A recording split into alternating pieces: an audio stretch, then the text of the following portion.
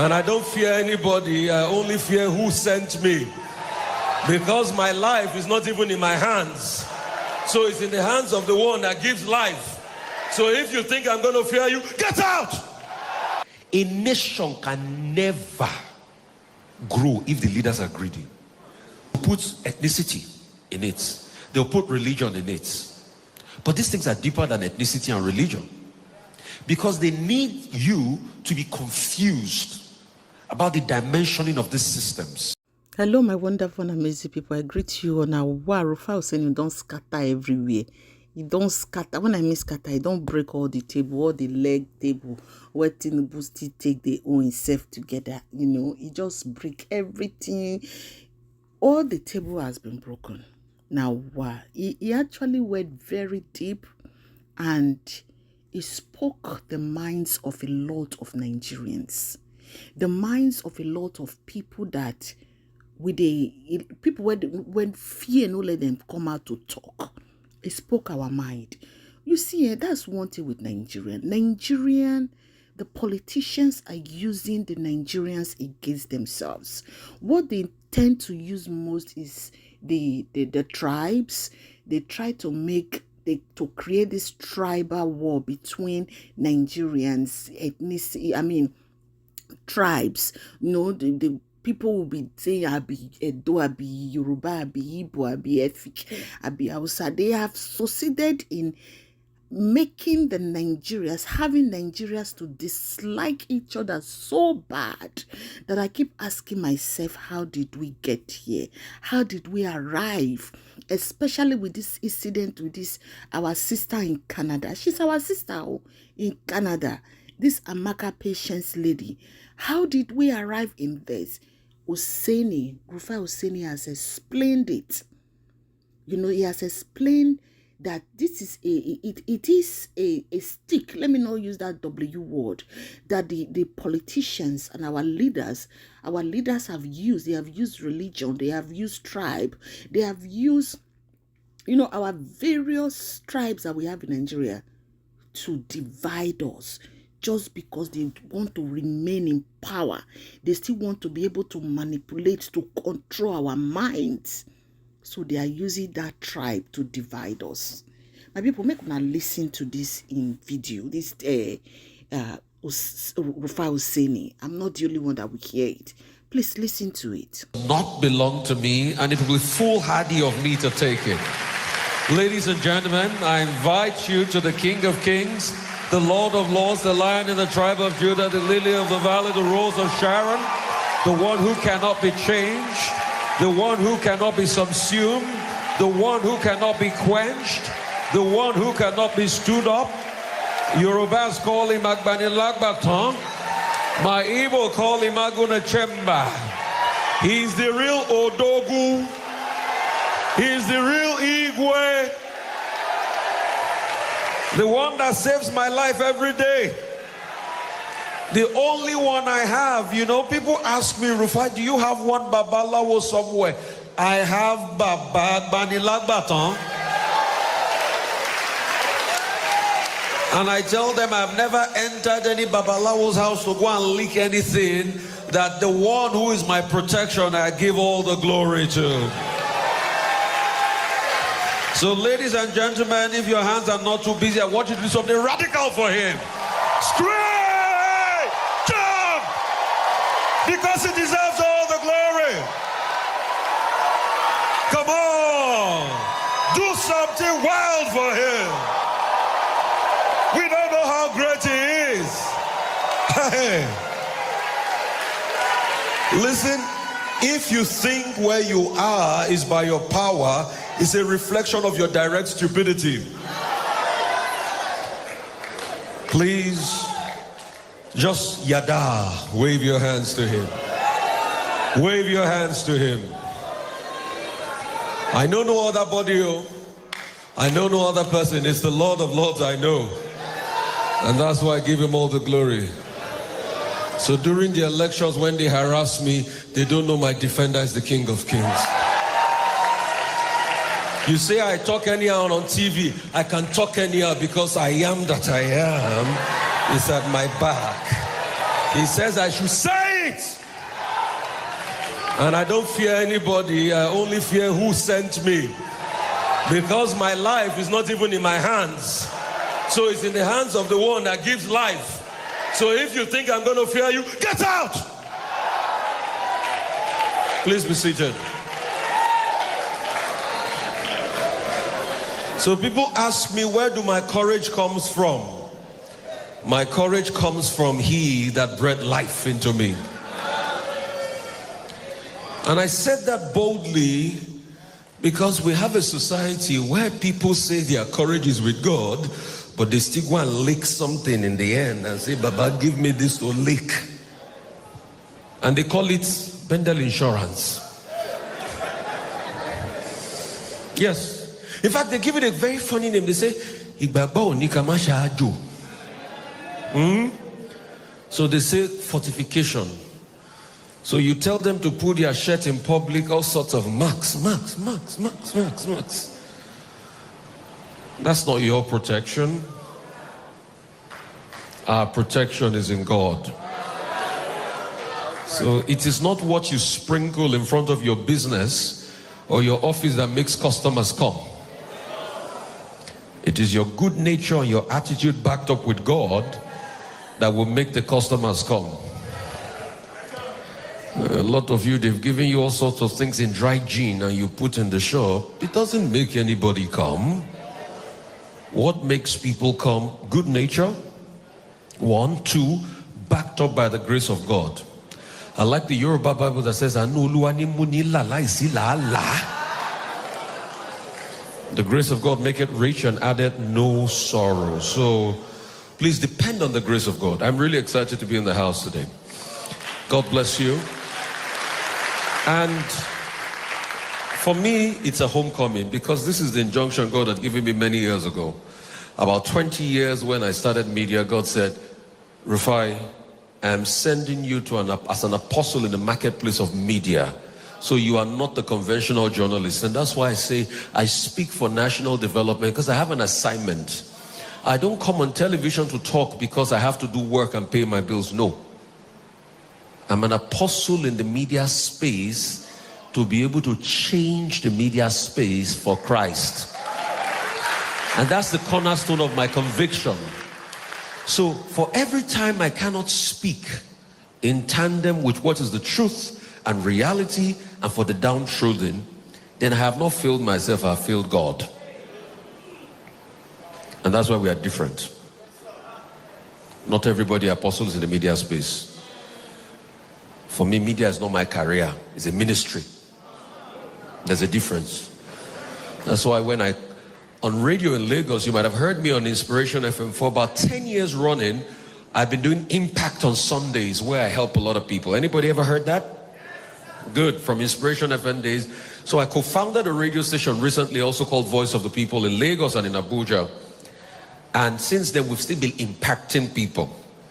So if it was about a career path and earning money, I know where to go and earn money. But because life is more important than anything. And you see, we have a nation that have a complete disrespect for life. That's why we are where we are today. That's why because of votes, some people came to scatter you in Okota, beat people up. We saw it. We said it, they threatened us, but we keep telling them the truth. We are not going to stop telling them the truth. So it's people that don't respect life. They think they can hurt life for elections. They say they want your vote, but they kill you to get your vote. They don't respect you. They don't. And that's the country we've built. And this across the political class. And some of these people even claim they are Christians. So you see, being a Christian is not by mounting it. It's indeed where the works of your hands. You're a Christian, but you have to rig to win election. You're not a Christian. You're not a Christian. You want to rig to win election, and after you win the election, you went back and you say, oh, I thank God for this miracle. It has happened. That's why after the election, I just asked one question. I say, for those that have won, what did they win? And the question scattered the whole country. He said, go and ban that boy. He's a stupid boy. He said, he has started talking against a stupid boy. He's a stupid boy. But for those that have won, what did you win? When you beat and hurt people to be able to win, you think you have won? You have not won. For the fact you have cheated and they give you something, you think you have won? You have not won. In a matter of time, you will see that the true victory is when you win the hearts of the people.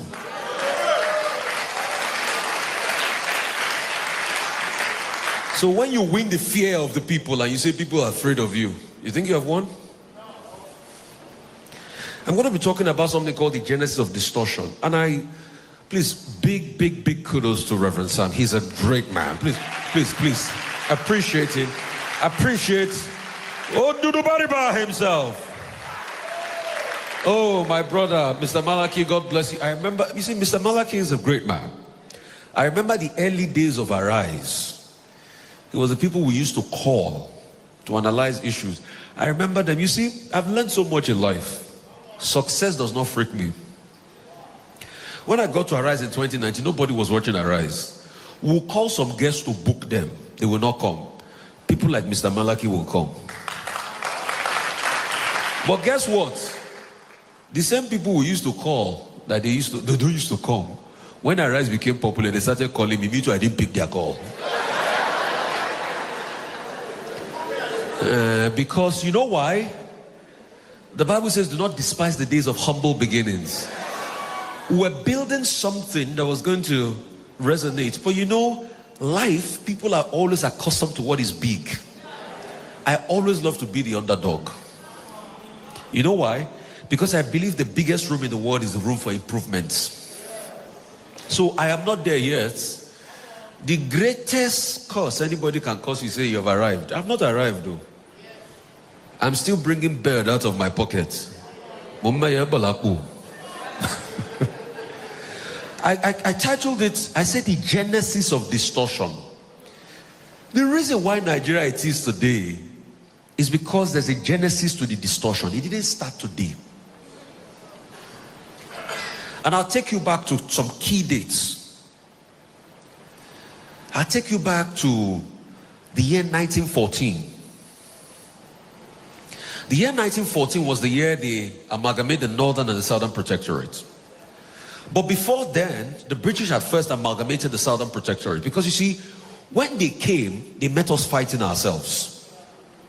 Prior to that time, we have fought the Kiriji and the Jalomi wars. So in the South, for instance, when the British came, the only thing they had to do was just to unite the warring factions. Because the Jeshakiti Parakpo were fighting deep, the Oyo people and all of that. So we're fighting and we have made a lot of slaves.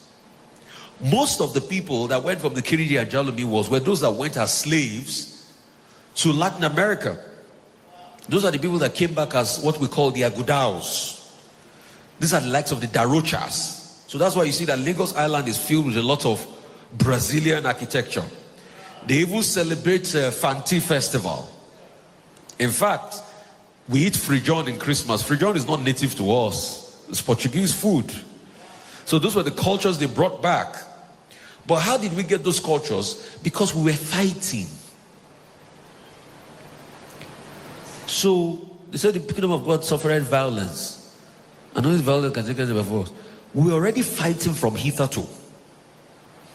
Then the British came, settled the fight, then they colonized.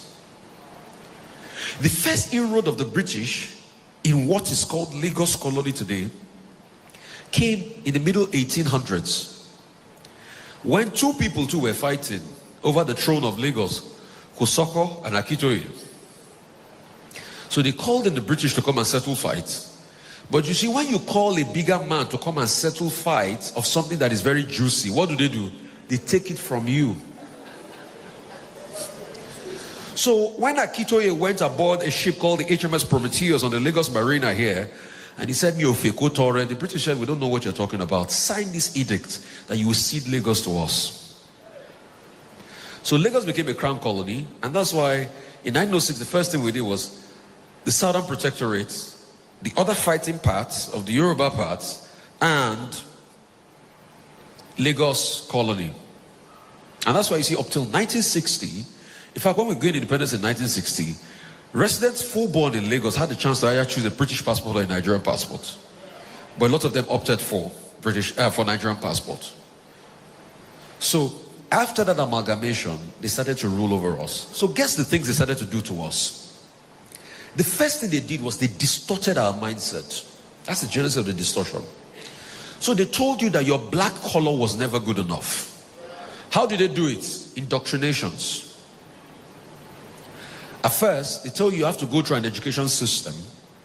And after the education system, they say your language was not good enough, so they taught you in English. Have you ever wondered that if we are taught mathematics in Igbo, there will have been more people with a sound understanding of mathematics than in English? So the first thing you have to do, you have to learn your colonizer's language. And when you learn your colonizer's language, they took away your identity on how to think. So they call your customs and traditions idolatry. And the last thing they did was that they set up a fight between you, because they know if you are united, then there's going to be a problem. You remember the Tower of Babel? Even our God knew the importance of unity. So what did he do? He changed the language. So they set up a fight.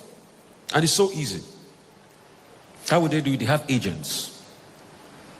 Stir up ethnic strife. Yorubas will fight Hausa, Hausas will fight Igbos and all of that. And they fan the embers. And they constantly do it. So the first genesis of distortion was the initial colonialism. And they continued.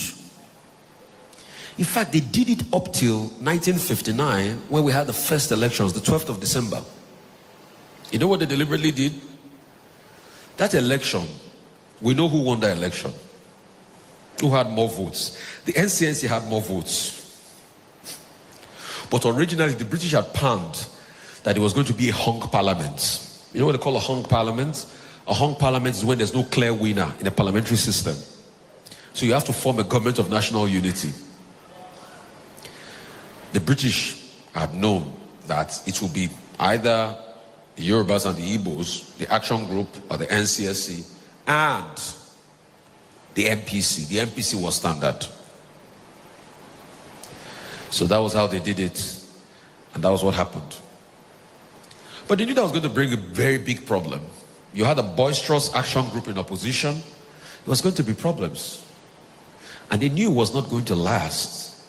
And they knew that it was going to open more fault lines that led to the war in '66. So have you ever wondered that it was just after 6 years, after the first elections, no, then we had another elections in '64-65 that spanned into '64-65. So pretty much 6 years after the first election and 2-3 years after the second election, then we had a civil war that further deepened the fault line. So the first agent of distortion, and I'm sure we all know that, it will take years for you to recover from such a strife like that. So they have set the tone for what became the war, and they are giving it to us at a beat, and we are taking it. So once we are taking it, once we have fought the first civil war and all of that, and when the civil war started, they were the ones that started selling their weapons. So afterwards, they had started the first genesis of distortion. They had caused hatred amongst us. The hatred means that we will never be able to come together. And please, that's why I say every wall of hatred you have for your brother, break it. Because if they can take our unity, they can take our strength. So once they caused that hatred, we couldn't come together again. And that's what we've been circling with. In the last election, our problem was not about tribe or religion, but they made it about tribe or religion in the end. Because they know the genesis of distortion. So that's the first genesis of distortion. And that's why you see that life in Nigeria has now become something like an Obasian state. It is British.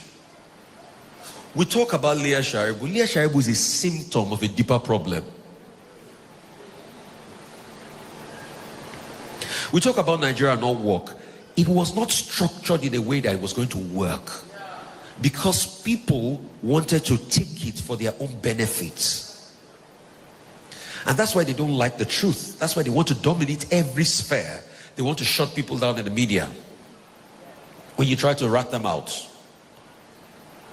So they deliberately put all of these things in place so that these systems and these hegemonies will not make you come together or work.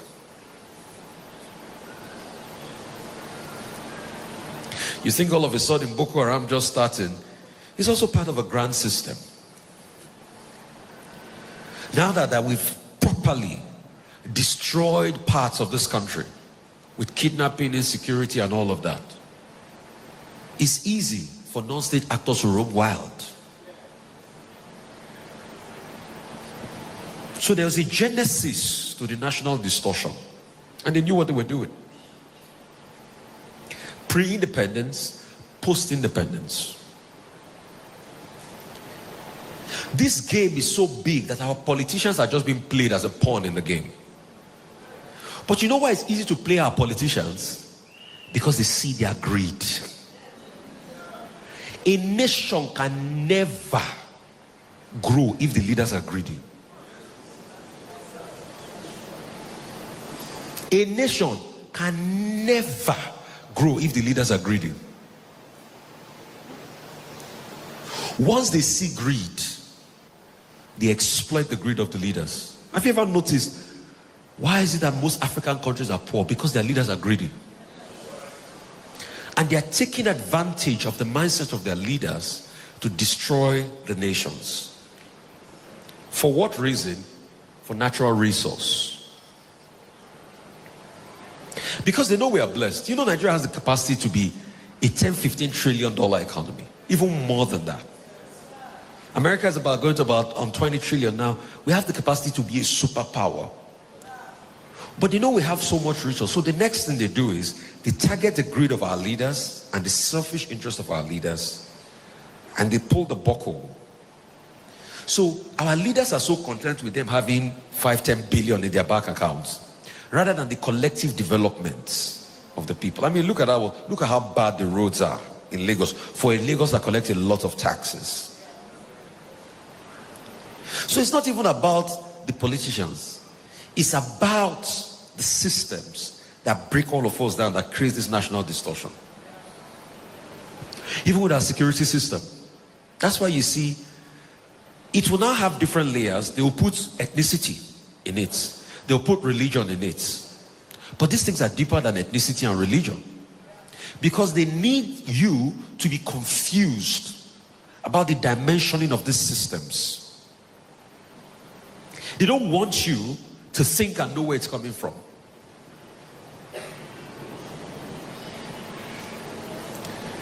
So the truth is, you can't grow beyond the system that is fraudulent.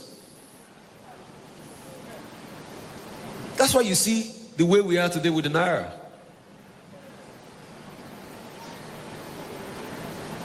All of a sudden, the Naira that used to be 1-to-1 with the dollar, look at where it is today. It's 1,004 something. When they were defending the Naira and we kept on telling them there are no fundamentals, they thought I was joking. They said, oh, that boy is a stupid boy. Has the Naira not started rising again? For a country that is so much blessed with milk and honey, and its currency cannot be stable, you will know to a large extent that it's because the leaders are not thinking right and they've been sucked in.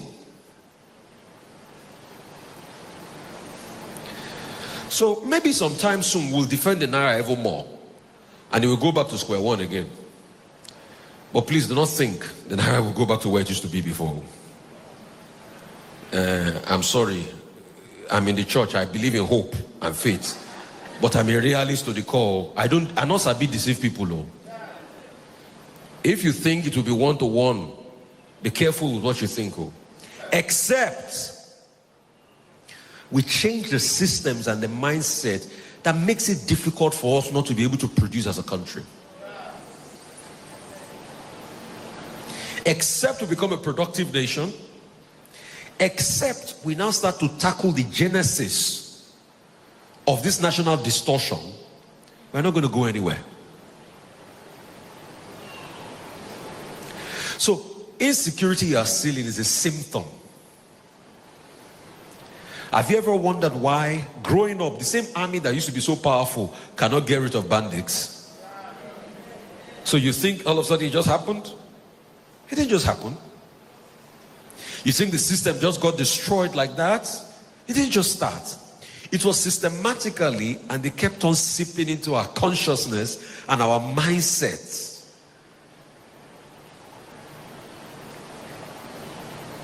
And that's why you see it's getting more difficult by the day. But you see, in all of this, for those that have facts and know the Lord, their feet shall be firm on the ground. But the thing is, it's not about just having facts and knowing the Lord. So what are you doing about it in your space?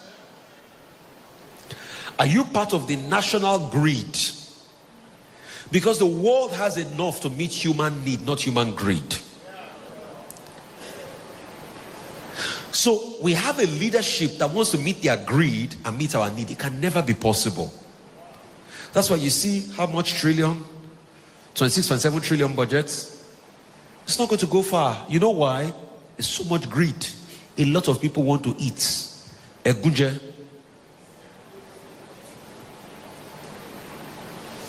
So those are the real agents of distortion.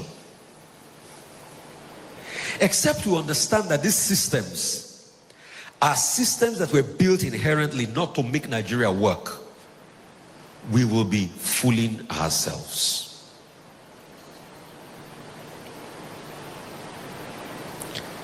And people like Leah Sharibu and other people that have been caught in the crossfire of Nigeria are just victims in all of this. They're just symptoms. The issues are deeper. In the last 10 years, have you seen real progress? It keeps decelerating. Have you ever wondered why? Because there are no fundamentals. All we have is little successes that people amplify, but it doesn't make it true. What 50 naira could buy 10 years ago, can it buy today again?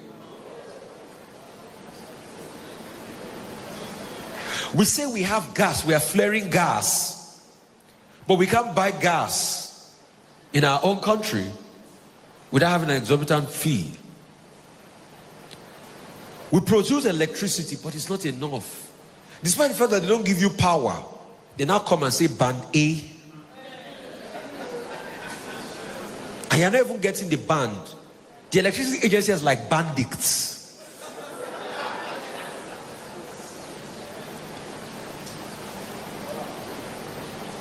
Today, this morning, I had lots of power in the house. I recharged, how much was it? 35, 40,000 naira. And I got, I think, how many units did I get? Maybe a little over 100 units. But have you ever wondered, why is it that at some point power was a lot better then than it is today? Some people will say, oh, it's because Nigeria population grew. No. It's because the system kept on getting corrupt and more greedy and more greedy and more greedy and more greedy to the point of distortion. And if care is not taken, it's going to be worse. I don't like to deceive people, though. Yes. If the church does not rise up and speak truth to power, if the actors do not rise up and speak truth to power, it's going to be worse. If they ever told you that we can have a country where they can kidnap somebody for close to 10 years, would you ever have believed it in Nigeria before? No. If they ever told you that you will have a country where food can be this expensive, would you ever believe it? If they ever told you that Nigeria now will be so at a point that Benin Republic, their currency is bigger than ours. If you saw the front page of the Telegraph newspaper yesterday, they said Nigerian neighboring countries now reject Naira up for CFA and dollar because CFA is 650 to the dollar. Naira is 1,004 something to the dollar. And if care is not taken, it's going to be worse, because at some point we are getting to 1,900. This was the same CFA that as at the early 90s, 16,000 naira was 1 million CFA.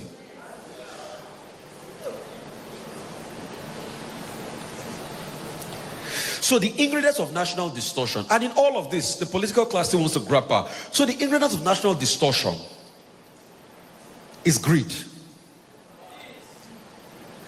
But the funny thing is, what I'm most scared about is the greed of the people. Because you see, all of these unscrupulous politicians, they have agents. Some of them will have agents in this place, isn't it? But because, and I'm going to talk to you today, because of what you want to benefit, you see the truth and you look away. You don't know you're doing yourself. Because if this country is good, it's going to be good for all of us. If this country is not good, it's not going to be good for all of us. Are you happy the way it is that as a city as big as Lagos, we don't have pipe-borne running water? When last can you open your tap and say this is government running water? And for you to still do borehole, they are going to charge you for doing borehole. But guess what? I had a friend that was telling me, I said, 1992, when he moved into his house on Mole Estate, there was pipe-borne running water that came into his house, and they said, connect to government water. So how did the situation become deplorable over the years? So these are the agents of national distortion, and that's why I say insecurity is just part of them. The same north that people used to love to drive to in the past, very lovely roads that your car will even break down, you will sleep on the road, are places that you can't go again because of greed and national strife. But let me tell you, they will look for all sorts of things to cloud it. They will call it, oh, it's because of tribalism and everything. That's why you, the people, need to be united. Yoruba, for an Igbo man, the Yoruba brother is not your problem. For a Yoruba man, an Igbo man is not your problem. For an Hausa man, and a Bibio man is not your problem. The thieving political class are your problems. Because of their own greed, and they don't want you to thrive and move further. And because it's always been a fight between the masses and the bourgeoisies. That was what the British too did during the colonial days. They will always build systems of exploitation from you. They will levy you, they will tax you. Number one system of it is taxes. Now they want to collect what tax from you? Cyber security taxes. Has your earning increased? So, and that's the mindset of a few continue to get richer, while a lot of people continue to get poorer. Real quickly, how do we break these agents of national distortion? Number one, unity. We must unite across every cultural bound. Because our real problems are the perpetrators of evil, not your brother from another tribe. And that's why today I come here on behalf of Nigeria. Anybody that's been caught in any tribal debacle or war, please, I apologize, let's forgive. For this last election, please, let's forgive. We can't continue to hold the hurt so much. It will stop us from progress. These are bad people who want the division to continue so that we will not be able to reason properly for ourselves. So it's a gimmick to set us against each other. You are not my brother. You are not my problem, my brother. You are not my problem, my sister. It is those who are manipulating us that are trying to cause chaos amongst us. So please, whoever is hurt, I beg, on behalf of the integrity and the hope we expect in this country, let's forgive. Secondly, my people, Rufai Oseni is very right. They are setting us against each other. They are using these ethnic groups, ethnicity, our different ethnicity that we've always lived together. We celebrate each other's culture in that Nigeria, each other's tradition. That is why you will see Edo person go they celebrate Igbo Yam Festival. When it's Edo time, they will also celebrate with us. So I don't know where all this one. That's why I keep saying, how did we get here? These politicians, these our leaders, they have succeeded in using our heads to eat at each other. They hit our head together. We start fighting, so we don't have clear minds, to think properly, to want to ask them questions, to want to make them to be accountable, ask them questions, make them accountable for every of, peacefully, or not by fighting each other or fighting them or buying them, no. Peacefully, by asking them to be, making sure they are accountable for everything they are doing in our country. So they feel that once they use our head to jam each other, then we'll be fighting each other and we'll forget them. Please, let love lead. My Igbo brothers, my Yoruba people, brothers and sisters, my Edos, Edo we know they fight Igbo. Even those ones that are coming to say they are Edo fighting Igbo, they are not Edos. Edos always stand by the truth. That is why we Edos, the Edolites, we stand by the truth. We know they fear anybody. They speak our mind. We are Amazons. We know they fear. They speak truth to power. No matter how little that picking be for Edo State, you go see him go come out and say the truth. My people, make una me share this video. Waiting our leader, that disunity that our leaders, our politicians want amongst us, make we shame them. Let us all shame them and come together to ask them to be accountable to us, because they actually work for us. The politician works for the people. My people, please share this video. Share and subscribe to my YouTube channel. Thank you. May God bless you.